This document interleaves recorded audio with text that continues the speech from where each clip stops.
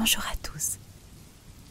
Dans la vidéo d'aujourd'hui, je vais vous raconter 4 petites histoires sur l'importance de la pensée positive, de la motivation, de la capacité à changer et à s'améliorer, de la bonne attitude si vous voulez vous améliorer et réussir.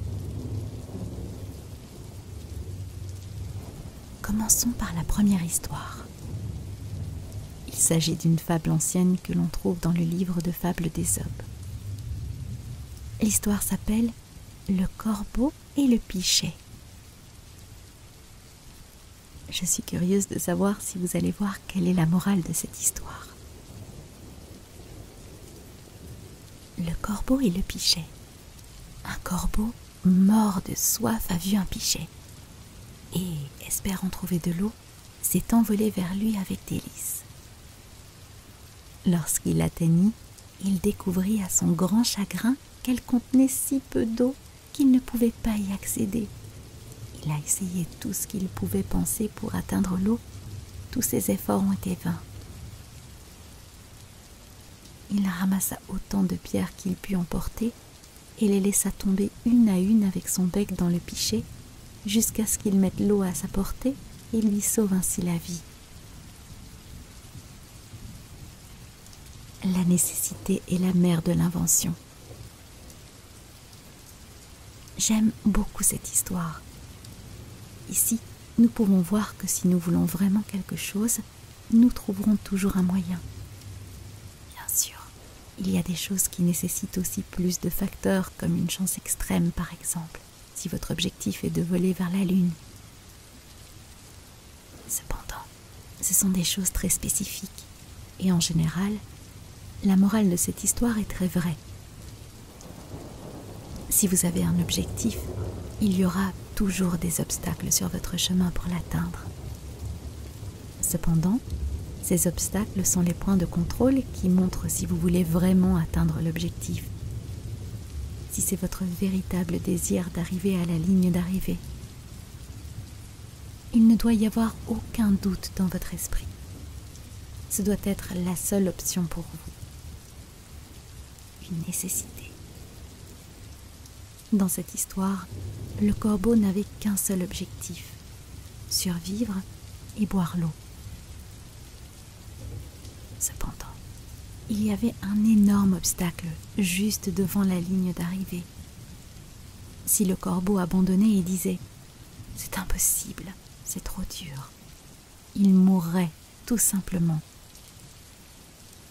Rappelez-vous, la nécessité est la mère de l'invention. L'histoire suivante s'appelle « Les chaussures ». Vous avez peut-être déjà entendu cette vieille histoire sur la différence entre la pensée positive et la pensée négative. J'aime beaucoup la simplicité avec laquelle elle montre la principale différence entre la pensée positive et la pensée négative. Écoutons cela. Les chaussures.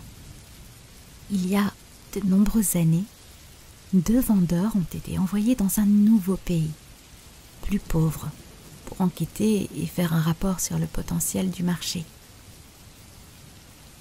Le premier vendeur a rapporté « Il n'y a pas de potentiel ici, personne ne porte de chaussures ». Le second a répondu « Il y a un énorme potentiel ici, personne ne porte de chaussures ». Cette simple histoire montre l'énorme différence entre ces deux mentalités. Une attitude négative peut vous faire perdre une opportunité. Dans cette histoire, si l'entreprise avait écouté le vendeur négatif, elle aurait perdu une grande opportunité, être la première sur le marché. En revanche, si elle avait écouté le deuxième vendeur, positif, elle aurait été la première entreprise à vendre des chaussures dans ce pays. Des choses similaires peuvent se produire dans votre vie. Vous pouvez manquer une grande opportunité professionnelle, rencontrer une personne inspirante ou ne pas rencontrer votre futur conjoint, par exemple. Pensez simplement au nombre de fois où vous avez pu manquer une grande opportunité dans votre vie, simplement en ayant un état d'esprit négatif et en voyant tout de manière négative. L'histoire suivante porte sur la responsabilité de ses actes.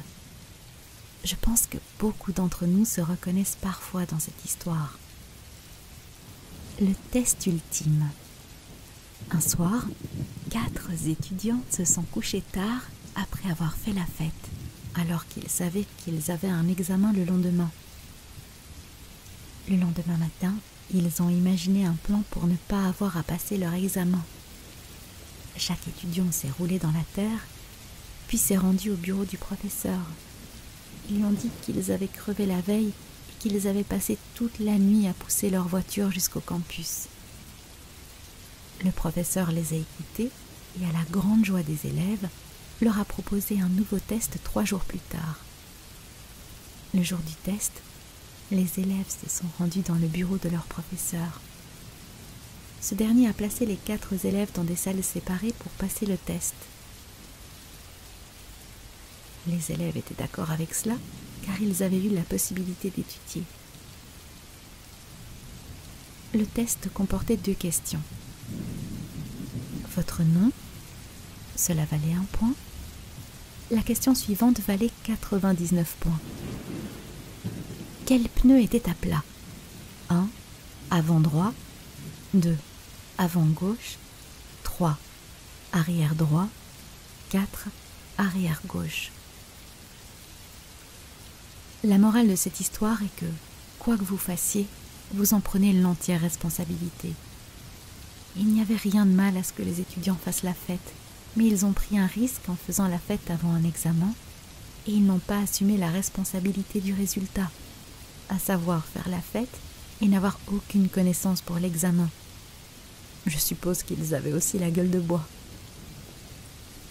La bonne chose à faire était d'aller passer l'examen le jour suivant, même avec la gueule de bois. De cette façon, ils assumeront pleinement la responsabilité de leurs actes.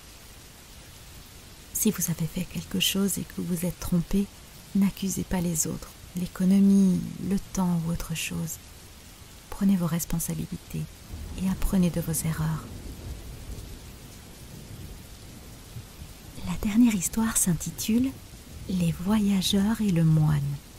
C'est une histoire qui ressemble à la façon dont notre état d'esprit et nos pensées influencent notre vie, ce que nous faisons, comment nous vivons et comment cela influence notre réalité. Les voyageurs et le moine.